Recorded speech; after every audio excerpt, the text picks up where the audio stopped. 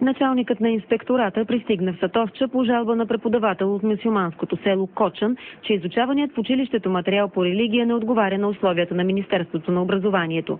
За да бъдем обективни, трябва внимателно да осмислим, да съпоставим нещата, да ги изпишем и тогава. Предполагам, че във вторидневен срок ще имаме вече окончателна информация. В жалбата се посочва, че директорът на училището Исмет Ушев задължава децата да ходят забулени на училище и да изучават ислям като задължителен предмет.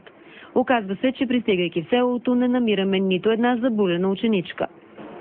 Така както всички български деца. Нормално, обикон, както аз, както вие, както всички останали. Няма тези атрибути, които се споменават. Зебратки, носи, шалвари, кръстове и всички останали религиозни символи, така наречени. Изключен, че носят светско облекло, децата твърдят, че никой не ги насилва да изучават ислям. Никой не ни накарва тук на сила да изпълняваме религия ислям, защото сами си избираме религията, която да изпълняваме. Пожеланията ми записали ислям, кликча, които слушаме, са напълно неверни.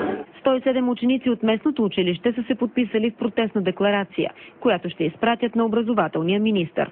Освен това, само след един месец всички деца в това училище ще се обличат еднакво, с ученически униформи. Много е красива. Изобщо света, материята, всичко е подходящо за училище. Ще е хубаво да сме всички така облечени. Въпреки модерния вид на училището и учениците, проверка ще бъде направена. Тя ще се състои в обстойни разговори с учители и подрастващи. Снощи стотици посрещнаха кмета на община Гърмен Ахмед Башев в родното му село Рибново. Хората са недоволни от това, че Башев и преподавателят в местното училище са били задържани и разпитвани за несъществуващия според тях ислямски радикализъм в селото.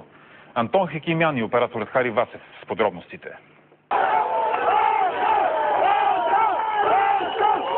След повече от 6 часа разпити в ДАНС, Ахмед Башев се завърна тържествено в родното си село Рибново. Този, който е заплаха за националната сигурност на Република България, се казва Яни Янев. Ако ме слушате така, като сте ме слушали винаги, и път ви благодаря, много ви моля, стискайте зъби и търпете провокациите, ако ги има. Не бъдете агресивни, моля ви се. Не бъдете, защото всичко се приписва на мен, моля ви се. Междувременно Недим Таламанов, който временно се укривал по съвет на разследващите, продължи с нападките срещу Башев. Заместник-директорът в училището на Родопското село заяви,